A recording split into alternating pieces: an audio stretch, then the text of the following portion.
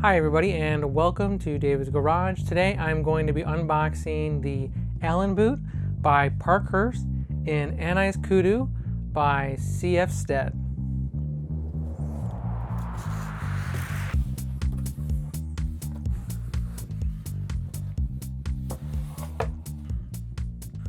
Alright, they give you a little thank you card.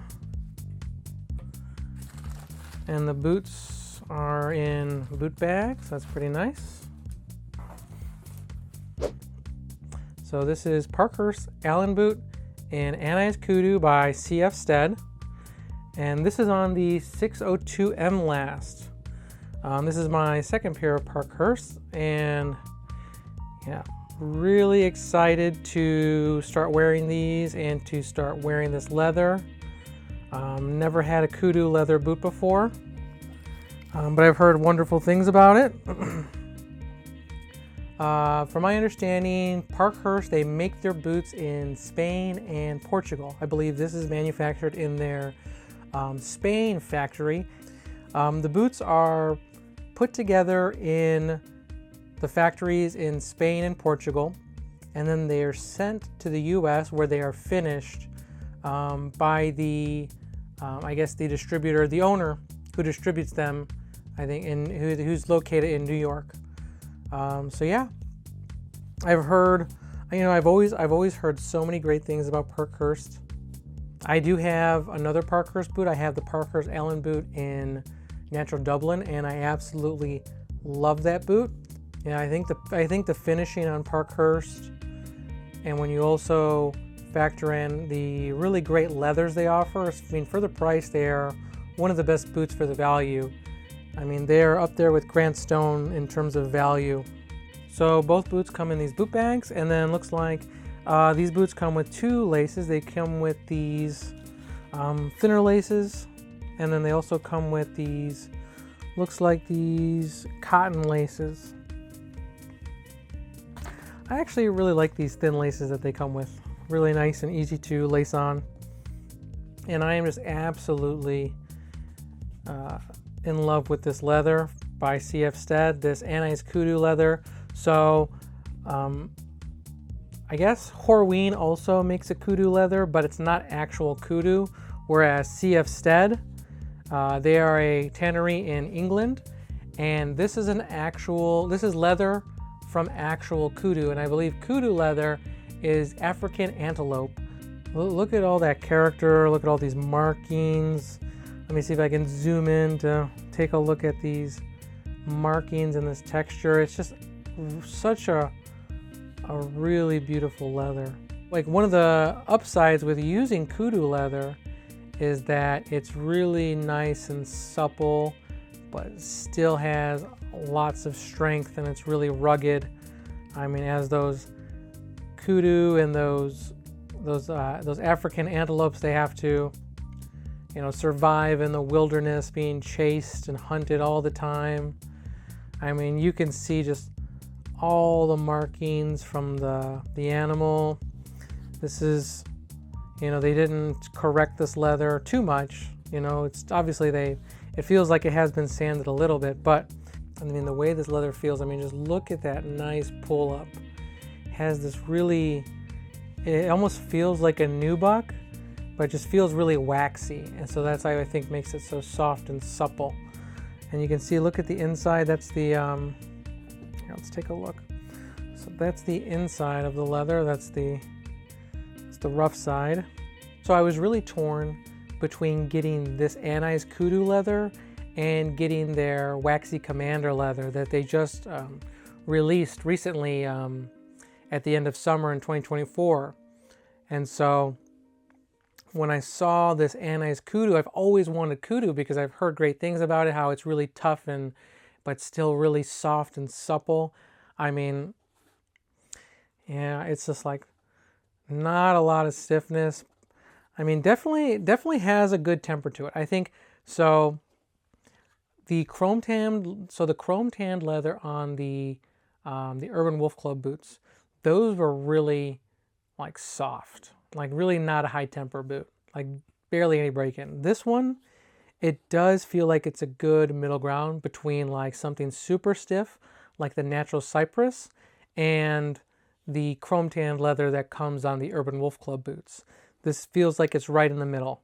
I mean, it just feels nice and soft and waxy, but still has a really good temper to it. I mean, look at that. Such a beautiful leather. I am really happy with this leather. I'm really glad that I chose the Anise Kudu over the Waxy Commander. I mean, I definitely wanted to get something from CF Stead, so when I saw that Parkhurst released a bunch of models in CF Stead leathers, I was like, awesome. That, you know, I definitely think I'm going to get one. And I was always like this close to getting the Waxy Commander for the longest time. I love the patina potential.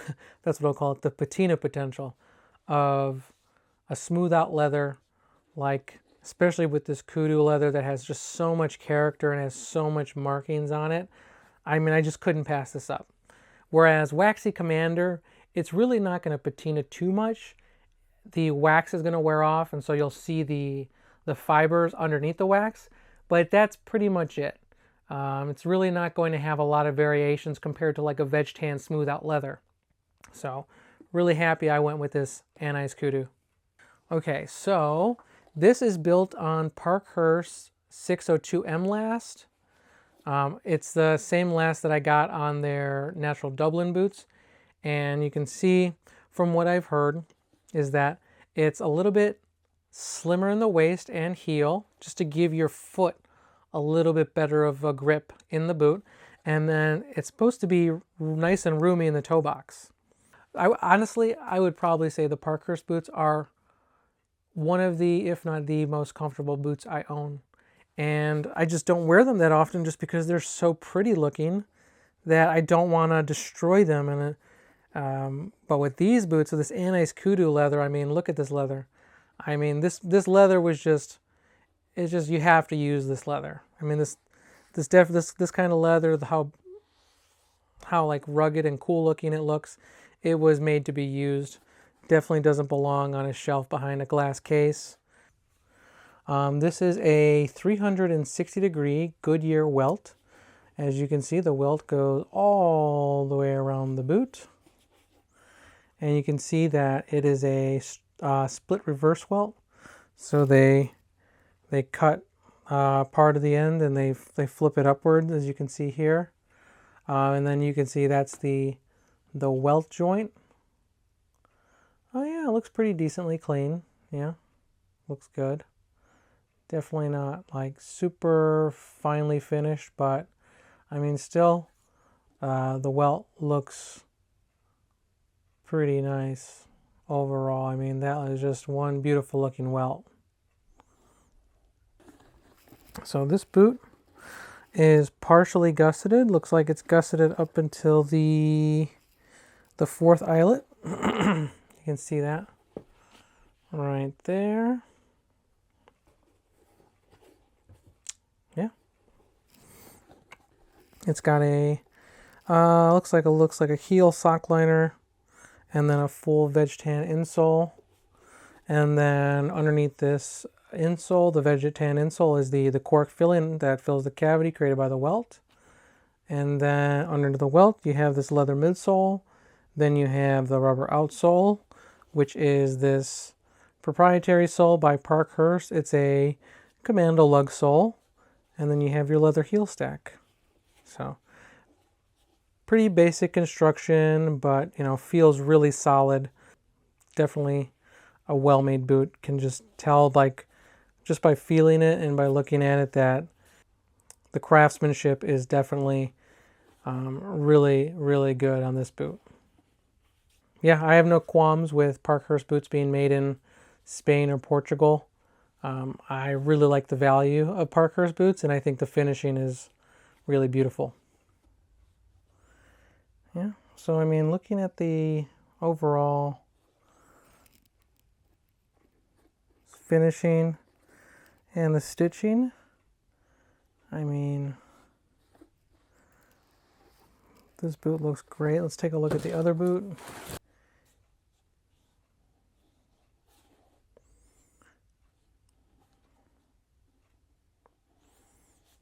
from what I can see on the internet, Parkhurst boots do come with a steel shank under that insole, and that cork filling, just to give you some support underneath this heel, make it more rigid.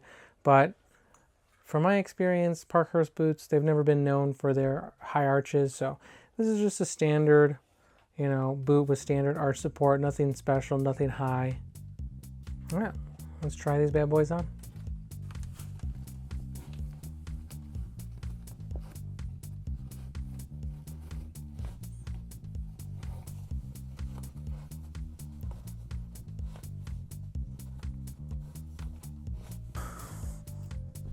Well,